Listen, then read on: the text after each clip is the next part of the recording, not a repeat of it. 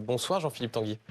Bonsoir Monsieur Duhamel. Merci d'être avec Merci. nous ce soir dans Tout le monde veut savoir, député Rassemblement national de la Somme. Vous arrivez de la commission des finances, je Absolument. crois. Vous siégiez à l'Assemblée. Je voudrais commencer parce qu'on a appris aujourd'hui le fait que le Premier ministre Michel Barnier ait dit à ses interlocuteurs ces derniers jours qu'il n'excluait pas une hausse d'impôts pour, je cite, les contribuables aisés et les entreprises profitables. Alors, l'entourage de Michel Barnier précise à l'instant qu'aucune mesure fiscale n'est envisagée à ce stade, tout en disant qu'il parle toujours de justice fiscale. Donc là-dessus, il va falloir sans doute que les choses soient clarifiées. Très concrètement, Jean-Philippe Tanguy, si d'aventure les contribuables les plus aisés étaient mis à contribution ou les entreprises les plus profitables, est-ce que ce serait pour vous un motif de censure du gouvernement Barnier ? Mais en fait, il y a une ambiguïté sur cette rumeur et sur ce que veut faire Monsieur Barnier.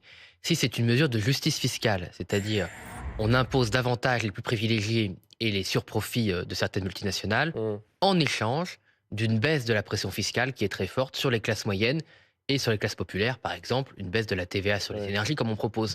Là, Monsieur Barnier aura notre soutien.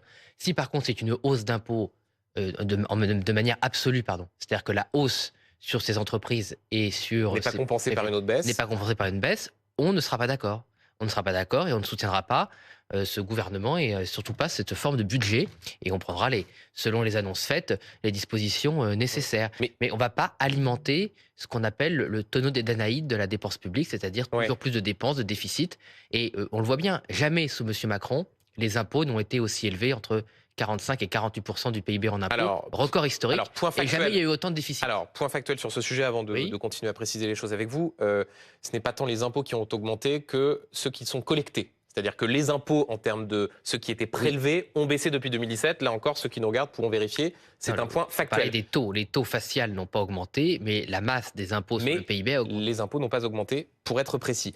Ça veut donc dire, c'est important, Jean-Philippe Tanguy, qu'il n'y a pas de... Je laisse bon courage pour ceux qui nous écoutent de dire aux gens que les impôts n'ont pas augmenté. Mais écoutez, il suffira de vérifier. Je sais que parfois les faits sont têtus, notamment au Rassemblement national, mais là c'est un fait. Peut-être, mais juste pour que les choses soient claires, ça veut dire qu'il n'y a pas de tabou fiscal.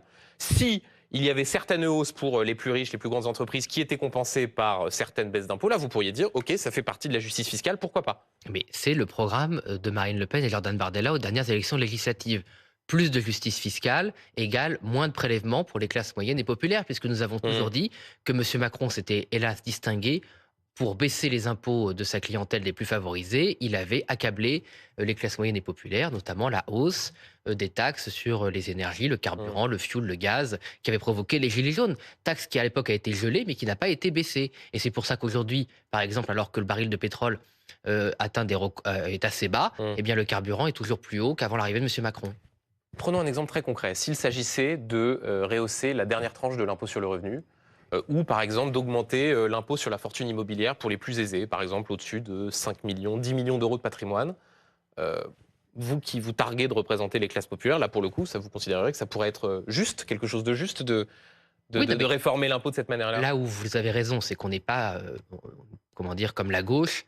On ne dit pas c'est le programme du Rassemblement national. Rien. Il peut y avoir d'autres mesures qui vont dans le sens de la justice fiscale. Par contre, par exemple, si c'est toujours taxer plus les propriétaires, ceux qui ont une richesse enracinée en France, et jamais les revenus spéculatifs de la finance ou l'argent qui est investi dans des entreprises non françaises, on ne sera pas d'accord. Voilà, il faut aussi choisir ses cibles fiscales.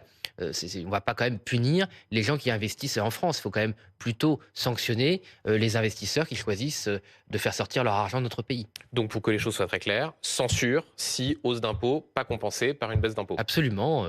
Je pense que ça, c'est extrêmement clair parce que ce serait ajouter des problèmes aux problèmes et ce serait la continuité de ce que fait M. Macron depuis 7 ans. Est-ce que vous défendez toujours l'exonération d'impôt sur le revenu pour les moins de 30 ans ? Oui, tout à fait. Et Jordan Bardella avait précisé dans la dernière législative que ce serait limité à certains revenus, puisqu'on nous avait accusé. Oui, après avoir dit exactement l'inverse pendant plusieurs mois. Non, mais vous savez, quand une mesure n'est pas comprise, on peut l'améliorer. Nous, on n'est pas comme M. Macron ou d'autres à s'enfermer et à penser qu'on a toujours raison.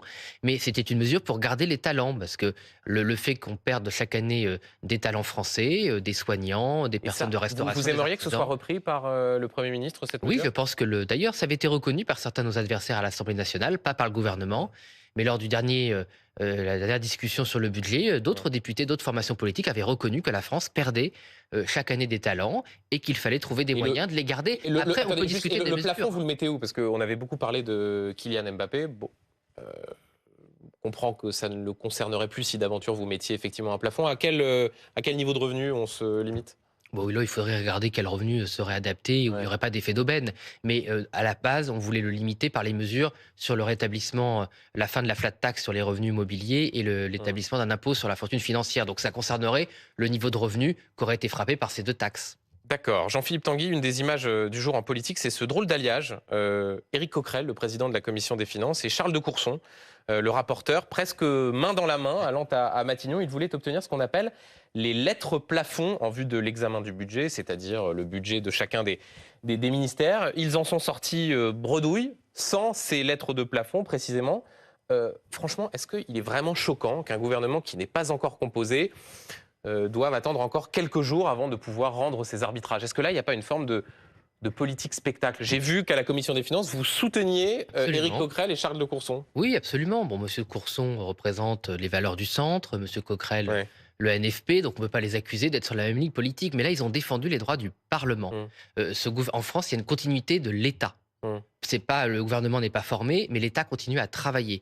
Le gouvernement démissionnaire donne des instructions aux fonctionnaires. Donc le budget, il est en cours de Il n'y a pas de constitution. gouvernement. Monsieur Duhamel, mais c'est pas vrai ça. C'est pas vrai. Bah, que si, il n'y a pas de l'absence gouvernement. de Donc, gouvernement. c'est-à-dire vous demandez au l'absence Premier ministre de de vous donner les gouvernement. arbitrages budgétaires alors que le gouvernement n'est pas formé. Non, mais vous Euh, pouvez faire les questions et les réponses. Je ne monsieur, fais pas les questions et les Duhamel. réponses, mais si les Mais réponses ne si. sont pas très convaincantes, Mais je me permets de relancer. peut-être que ceux qui nous écoutent Ouais. estiment que je suis plus convaincant que vous le pensez. Vous avez le droit. Peut-être. Moi, je vous dis qu'il y a une permanence de l'État, que les affaires continuent d'être suivies et que le budget Mm. est en train d'être constitué malgré le fait qu'il n'y ait pas des ministres de plein droit et qu'il est très naïf, permettez-moi de le dire, Mm. de croire que parce que des nouveaux ministres ne sont pas nommés, l'État n'a pas à continuer à avancer. Et donc, on est Et donc- vraiment, Jean-Philippe Tanguy, à... C'est une question de quoi? 5 jours, 6 jours près mais ça vaut le coup d'aller on n'est faire pas à ce 5 genre jours de... près, on est à 2 mois de retard là, monsieur Duhamel. Donc moi, je Ce trouve qui, que monsieur Coquerel... constitutionnellement, c'est reconnu par celles et ceux qui ont travaillé sur le sujet, le plus important, c'est que les parlementaires aient 70 jours pour examiner le budget. Absolument. Pour le reste, il s'agit Et- plus d'une forme de coutume que de quelque chose qui est Non, inscrit mais- dans le droit. C'est une coutume, un usage, si vous voulez, Ouais. ce qui consiste à ce que le Parlement puisse travailler. La démocratie, c'est pas l'application d'un mode d'emploi ou l'application stricte de règles. Ouais. Les règles sont là pour permettre la démocratie. Si vous pensez que le Parlement peut travailler sur un budget en seulement 70 jours, eh bien je vous invite à venir en stage avec moi quelques jours. Vous allez voir, vous passerez pas des bonnes nuits et Ouais. vous verrez qu'on n'a J'ai pas un peu le de temps. travail aussi ici. On n'a pas le Ouais. temps. Non, mais on peut prendre un peu de légèreté sur ce sujet, monsieur On peut. Duhamel. Je pense que vous savez que c'était pas au premier degré. Rassurez-moi. J'avais compris. Bon, donc 70 jours, c'est peu pour travailler sur un budget, surtout si ce budget doit constituer une rupture par rapport à la dérive des finances publiques. Et excusez-nous, collectivement, parce que tous les groupes, Ouais. sauf Renaissance et le Modem, ont quand même manifesté leur inquiétude, d'être inquiets, puisque c'est la deuxième année que le gouvernement a menti au Parlement sur le niveau du déficit et la trajectoire des finances publiques. Et la situation est très grave, puisque je vous rappelle quand même que selon la Cour des comptes, il faut trouver 110 milliards d'euros, c'est-à-dire à la fois les Alors, budgets d'économie, mais justement. 110 milliards d'économies, c'est-à-dire, excusez-moi, pour que les gens se rendent compte, Ouais. c'est à la fois le budget de tout l'enseignement Ouais. et le budget des Mais armées. alors justement, Jean-Philippe Tanguy, j'écoute attentivement les interviews des membres du Rassemblement national, aussi ce que vous écrivez sur la question des économies. Alors, il y a toujours l'immigration, Oui.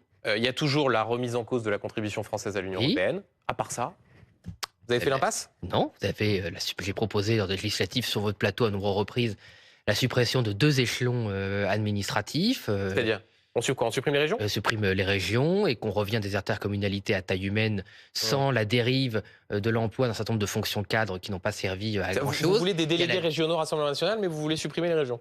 Oui, non, mais si vous voulez, ça n'a pas la même conséquence. Ouais. Vous pouvez avoir une organisation territoriale qui soit pas celle de l'État. Bon, je veux bien qu'on rigole de tout et qu'on prenne rien au sérieux. Non, non, Mais c'est moi, sérieux. je pense que le millefeuille administratif et bureaucratique dans notre pays coûte très cher. Vous avez une étude très intéressante qui est sortie de Columbia qui estime la perte de PIB à cause de la surréglementation française. Eh bien, la France est le pays qui est le plus pénalisé pour la production de richesse à cause de la surréglementation. C'est 4 points de PIB. 4 points de PIB, ça représente en recettes fiscales 50 milliards d'euros, monsieur Duhamel, qu'on pourrait récupérer. Donc, si on suppression mettait de des l'air. régions. Voilà, et Ce sera une proposition du déréglementation. Rassemblement national. J'espère que ce sera une proposition retenue lors de budget. En tout cas, D'accord. c'est une piste sérieuse d'économie parmi d'autres. Mais ce qui compte, et ce qu'avait dit Jordan Bardella lors des législatives, Ouais. c'est surtout la débureaucratisation de notre pays. Oui. Prenez Bon, la ça, crise du pardon, logement. Jean-Philippe Tanguy, mais c'est ce qu'on entend à chaque fois. Oui, Dès bah, qu'au c'est fond, il parce que- suffirait de Ça, je vous supprimer fais pas les normes dire. pour faire des économies. Eh ben oui, je vous le fais pas dire que ce sera un Ah ouais changement par Monsieur Macron. Ben écoutez, par exemple, la crise du logement, le code de la construction a augmenté de 33% depuis l'élection de M. Macron. Donc, c'était pas la Startup Nation, c'était une fois de plus un champion des bureaucrates. Pendant ce temps-là, Michel Barnier continue de consulter en vue de former son gouvernement. Et alors, non seulement vous aviez des exigences quant au Premier ministre, vous avez dit non à Xavier Bertrand, Bernard Cazeneuve, donc Michel Barnier a été nommé, mais vous avez aussi des exigences sur la composition du gouvernement. Le président de votre formation politique, Jordan Bardella, dit non à Gérald Darmanin, non à Éric Dupond-Moretti, non à Xavier Bertrand, une nouvelle fois. Vous savez quand même que vous n'avez pas gagné les élections, Jean-Philippe Tanguy, là. C'est vous qui faites la composition du gouvernement ? Bah, écoutez, on n'était pas gagnant en nombre de sièges, mais on les a gagnés en nombre de voix. Ouais. Donc ça nous donne suffisamment d'influence pour décider effectivement que ceux qu'on a refusé de voir revenir par la grande porte ne reviennent pas par la fenêtre.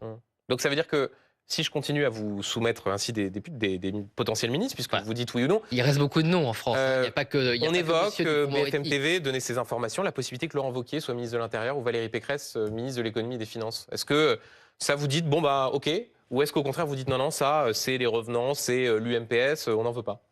Le critère, c'était le respect des électeurs du Rassemblement national. Monsieur Dupond-Moretti a fait des bras d'honneur dans non, mais là, je vous parle de Laurent Wauquiez et de Valérie nationale. Pécresse. Et donc, par comparaison, à ma connaissance, monsieur Wauquiez ou madame Pécresse n'ont pas manqué de respect de mémoire aux électeurs du Rassemblement national. C'est un peu le même type que monsieur Barnier. Donc, ceux-là ont plutôt votre onction. Mais c'est pas à moi de décider. Mais bah si, puisque Jordan Bardella dit, oui, s'il y a cela, on censurera Jordan le Bardella est président du parti et désigné Premier ministre si nous gagnons les élections. Moi, je ne suis que porte-parole. Autre information du jour, Jean-Philippe Tanguy, sondage hier, celle-là. Michel Barnier fait une entrée fulgurante dans le baromètre IFOP Paris Match. Il arrive en tête carrément des personnalités politiques préférées des Français. Pour un fossile homme politique le plus stupide de la Ve République, comme vous disiez, c'est pas trop mal, non ? Bah oui, mais pourquoi vous dites pas que je me suis excusé ? C'est vrai que vous vous êtes excusé. Sur votre plateau, enfin de votre collègue, plusieurs fois. Ouais. Voilà, bah écoutez, il y a un état de grâce. J'espère que cet état de grâce permettra à M. Barnier de prendre les bonnes décisions. Mais là, on a parlé de la hausse des impôts, je commence à être un peu inquiet. Mais peut-être qu'il me donnera tort. Vous savez, moi, je ne demande qu'avoir tort pour le bien de mon pays. Oui, mais simplement sur le fait que les Français comme ça lui fassent confiance, alors même que, vous avez raison, c'est un sondage. Mais, comment dire, il y a une forme de décalage entre les critiques adressées par le Rassemblement national et le fait que visiblement les Français sont plutôt sur une position consistant à dire on a envie de lui laisser une chance. Non mais moi j'ai eu des critiques très dures contre M. Barnier. Je ne suis pas le Rassemblement national à moi tout seul. Mes collègues du Rassemblement national se sont exprimés avec plus de bienveillance et de magnanimité, à l'image des Français. Mais moi j'espère avoir tort. Vous savez, moi si M. Barnier rétablit les finances publiques, contrôle l'immigration, rétablit l'ordre public et l'école, je serai ravi et je reviendrai sur votre plateau m'excuser encore davantage et peut-être même me retirer de la vie politique, parce que j'aurais eu tellement tort. Ah carrément. Bah oui, si j'ai tellement tort. Si Michel Barnier réussit, vous vous retirez de la vie politique. Bah j'aurais plus de fonction. Hein. Bon, bah écoutez ça, on enregistre la bande et on pourra vous la repasser. Jordan Bardella lui arrive en 15e position, je crois, de ce baromètre. Ah oui, bon, écoutez, il y en a d'autres, tous les 2e et 3e. Alors, bon, généralement, vous pouvez reconnaître que Jordan Bardella a plutôt des bons sondages. Là, vous me prenez un peu au piège, je n'ai pas vu ce baromètre. Un dernier mot avec vous, Jean-Philippe Tanguy, sur Christine Engrand, députée Rassemblement national du Pas-de-Calais, qui roulette avec déçu qu'on se quitte sans parler de Mme Engrand. Ah bah écoutez, je crois que c'est important. Oui. Peut-être ceux qui nous regardent ne la connaissent pas. Députée Rassemblement national du Pas-de-Calais, qui roulette avec un permis qui n'était plus valide, et ce depuis 2009, qui a utilisé ses frais de mandat pour aller sur des sites de rencontres, pour payer des frais d'obsèques, aussi pour ses chiens, je crois. Alors elle a remboursé les sommes litigieuses. Mais si vous voulez être exemplaire, je crois qu'elle va passer devant un conseil de discipline. Absolument. Est-ce que vous nous dites ce soir, elle ne pourra pas continuer à siéger au sein du groupe Rassemblement national ? Si les faits sont avérés, c'est-à-dire d'une part qu'elle n'aurait pas remboursé cet argent comme elle dit l'avoir fait, parce qu'aujourd'hui elle déclare, il n'y a pas de plainte de l'Assemblée nationale, avoir remboursé l'ensemble des sommes et que c'était une erreur. Et si l'Assemblée nationale n'a pas porté plainte, c'est que c'était le permis de conduire invalide depuis 2009. Une erreur de bonne foi. J'essaie de répondre à vos questions l'une après l'autre.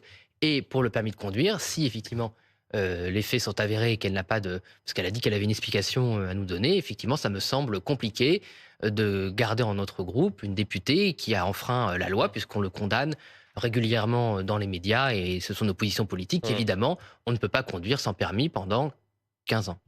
Et s'il y avait de nouvelles élections, elle ne serait pas réinvestie par le parti ? En toute logique, oui. Mais elle a le droit de se défendre. Si vous voulez, on ne rend pas, et d'ailleurs pour reconnaître qu'on ne le fait pas pour nos adversaires politiques, il y a 3 députés insoumis qui ont été mis en cause pour des problèmes graves de conduite ces dernières semaines. Nous, on ne rend pas la justice sur les plateaux de télévision. Donc on attend, elle a le droit de se défendre. Moi, je travaille avec Mme Engrand depuis 3 ans. Elle a toujours été à mes yeux une honnête femme, et j'attends visiblement, bon. Et j'attends ces explications. Et je pense que dans votre vie, Monsieur Duhamel, peut-être travaillerez-vous avec des gens en qui vous aviez confiance. Et j'espère que vous leur ferez confiance jusqu'à ce qu'ils puissent s'expliquer. Mais chacun est maître de son éthique. Merci beaucoup, Jean-Philippe Tanguy, Merci. député Rassemblement national de la Somme, d'avoir été l'invité de Tout le monde veut savoir.